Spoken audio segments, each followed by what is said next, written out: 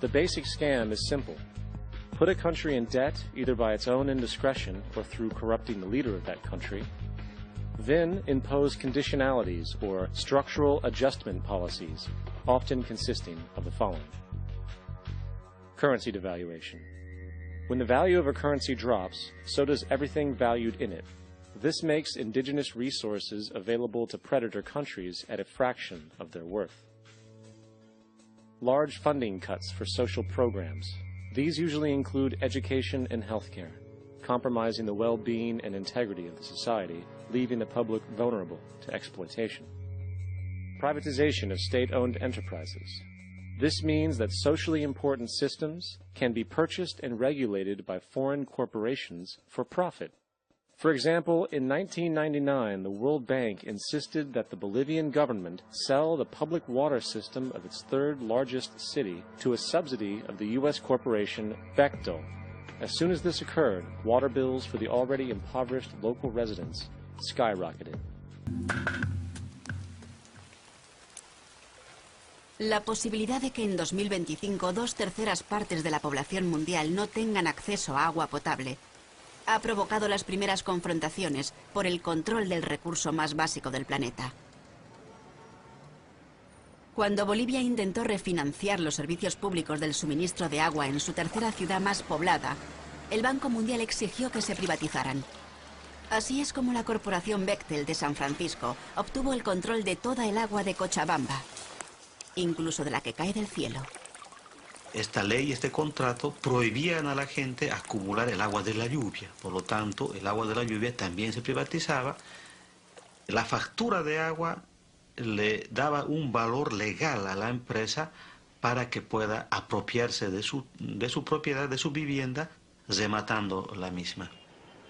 La gente debía optar por una decisión de comer menos, pagar del agua, pagar por los servicios básicos, dejar de mandar a los niños a la escuela, no asistir a los hospitales y curarse en la propia casa, o en todo caso, gente jubilada, por ejemplo, que tiene una renta muy baja, debería buscar trabajo en las calles. Es el gobierno boliviano que ha obedecido, los mandatos que le ha hecho el Banco Mundial. It is important to understand the World Bank is, in fact, a U.S. bank, supporting U.S. interests. For the United States holds veto power over decisions, as it is the largest provider of capital. And where did it get this money? You guessed it. It made it out of thin air through the fractional reserve banking system. Of the world's top 100 economies, as based on annual GDP, 51 are corporations, and 47 of that 51 are U.S.-based. Walmart, General Motors, and Exxon are more economically powerful than Saudi Arabia, Poland, Norway, South Africa, Finland, Indonesia, and many others. And as protective trade barriers are broken down, currencies tossed together and manipulated in floating markets, and state economies overturned in favor of open competition and global capitalism, the empire expands. You get up on your little 21-inch screen and howl about America and democracy. There is no America. There is no democracy. There is only IBM and ITT and AT&T and DuPont, Dow, Union Carbide, and Exxon. Those are the nations of the world today. What do you think the Russians talk about in their councils of state? Karl Marx? They get out their linear programming charts, statistical decision theories, Minimax solutions, and compute the price-cost probabilities of their transactions and investments, just like we do. We no longer live in a world of nations and ideologies, Mr. Beale.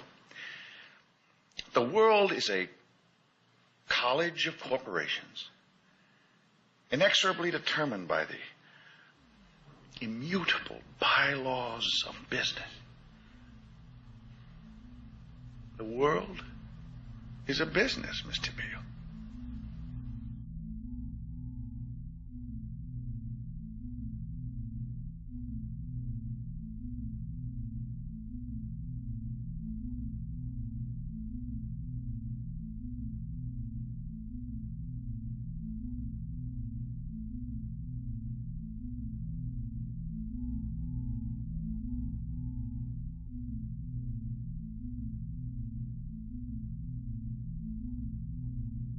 The world is being taken over by a handful of business powers who dominate the natural resources we need to live while controlling the money we need to obtain these resources. The end result will be world monopoly, based not on human life, but financial and corporate power. And in that way, we've really created an empire, but we've done it very, very subtly. It's clandestine. All the empires of the past were built on the military, and everybody knew they were building them. So the British knew they were building them, the French, the Germans, the Romans, the Greeks, and they were proud of it. And they always had some excuse, like spreading civilization, spreading some religion, something like that. But they knew they were doing it. We don't. The majority of the people in the United States have no idea that we're living off the benefits of a clandestine empire, that today there's more slavery in the world than ever before. And then you have to ask yourself, well, if it's an empire, then who's the emperor? Obviously, our presidents of the United States are not emperors. An emperor is someone who's not elected, doesn't serve a limited term, and doesn't report to anyone, essentially. So you can't classify our presidents that way. But we do have what I consider to be the equivalent of the emperor, and it's what I call the corporatocracy. The corporatocracy is this group of individuals who run our biggest corporations, and they really act as the emperor of this empire. They control our media, either through direct ownership or advertising. They control most of our politicians because they finance their campaigns, either through their corporations or through personal contributions that come out of the corporations. They're not elected, they don't serve a limited term, they don't report to anybody. And at the very top of the corporatocracy, you really can't tell whether a person's working for a private corporation or the government because they're always moving back and forth. So, you know, you've got a guy who one moment is the president of a big construction company like Halliburton, and the next moment he's vice president of the United States, or the president who was in the oil business. La era de la ambición y la irresponsabilidad en Wall Street y en Washington provocó una crisis financiera más grave que todas las que enfrentamos desde la Gran Depresión. Cuando la crisis financiera se hizo evidente, justo antes de las elecciones de 2008, Barack Obama señaló que la ambición de Wall Street y las fallas en la regulación eran ejemplos de la necesidad de cambios. Una falta de supervisión en Washington y en Wall Street es lo que nos metió en este problema.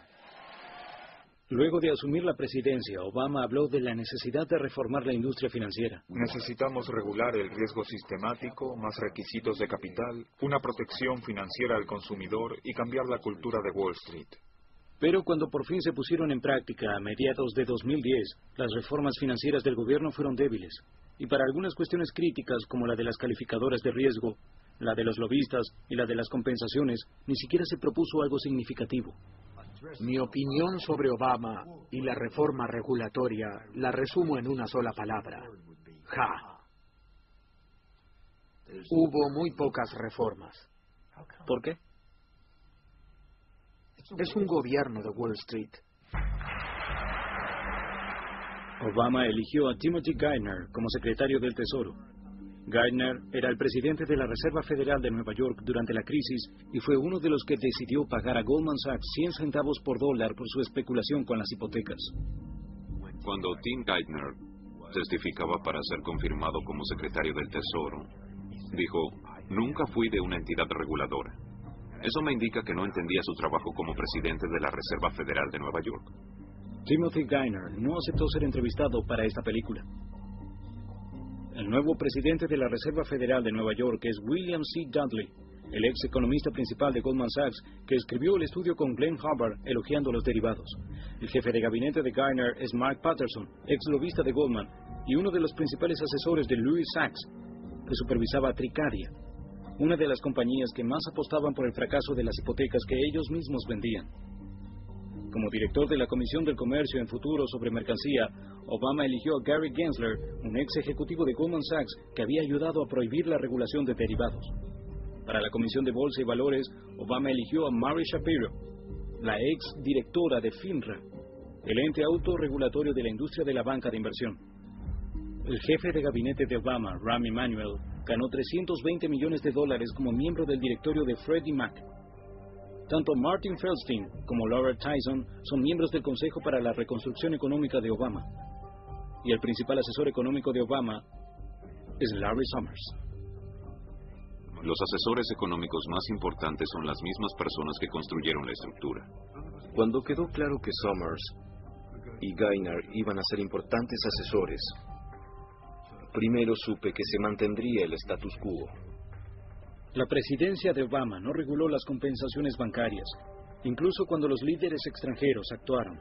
Creo que la industria financiera es una industria de servicios. Debe brindar servicios a otros antes que a sí misma.